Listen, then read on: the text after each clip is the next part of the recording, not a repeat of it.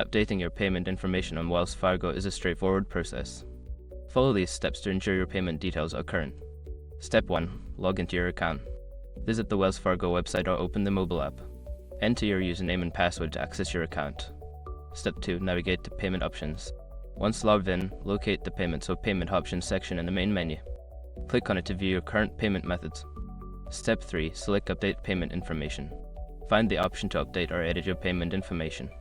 This may be labeled as Edit Payment Method or similar. Step 4. Enter new payment details. Input your new payment information, such as credit card or bank account details. Ensure all information is accurate to avoid payment issues. Step 5. Save changes. After entering your new payment details, look for a Save or Submit button. Click it to confirm your changes and update your payment information. By following these steps, you can easily keep your payment information up to date with Wells Fargo. If you encounter any issues, consider reaching out to customer support for assistance.